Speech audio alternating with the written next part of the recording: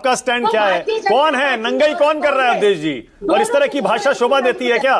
कांग्रेस नंगी है? हाँ मानक जी मैंने 3 मैं छोटी छोटी पंक्ति टिप्पणी करूंगा पहले के डिबेट पर, क्योंकि आपने देर से लाया, तब मैं मूल बात पर आऊंगा। हाँ। देखिए, आशुतोष जी ने एक प्रश्न उठा दिया कि आप कौन से, आप सिख, आप क्या हो, शक हो, कुशान हो, हून हो। मैं चुनौती देता हूं कि आप क्या यही प्रश्न किसी मुसलमान से पूछ सकते हैं कि तुम पहले सिख थे, तुम हिंदू थे, तुम बौद्ध थे, तुम जैन थे? हिंदू लोग सहिष्णु है, हिंदू धर्म सहिष्णु है, तो आप कुछ भी प्रश्न उठा दीजिए, लेकिन आप उस पर प्रश्न नहीं उठा सकते। ये जो एक विमर्श की विकृति है, ये दुर्भाग्यपूर्ण है। वैसे ही सारे विमर्श इस देश में नैरेटिव चल रहे हैं। सेकंड, मैं राजकुमार भाटी जी को केवल एक पंक्ति कह रहा हूं कि जिस देश के समाजवादी नेताओं ने कांग्रेसियों पर आजादी लेने के तरीके पर प्रश्न उठाया, लिखा है राम मनोहर लोहिया ने, प्यारेलाल ने लिखा है कि ये बूढ़े थे, ठग गए थे, इन्होंने सरेंडर कर दिया।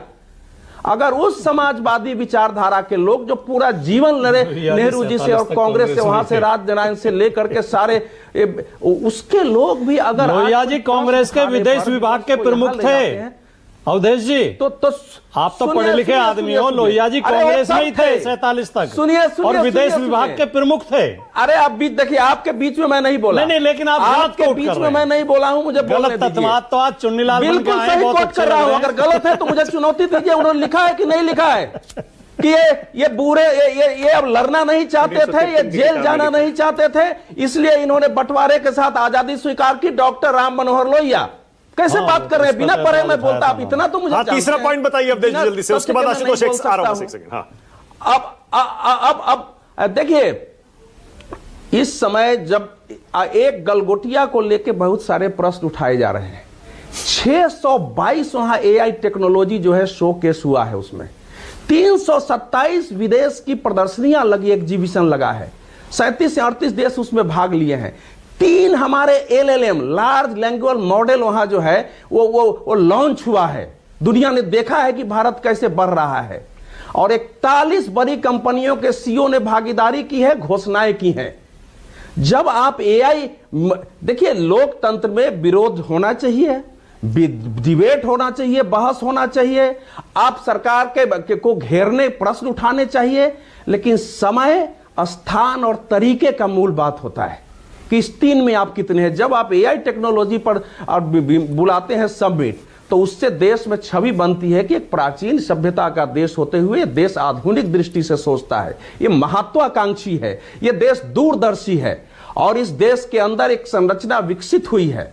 उस छवि को और हमारे युवाओं को हाइब्रिड बछड़ा कहना सही है क्या? करने के लिए कुछ जर्सी गाय कहना सही है क्या?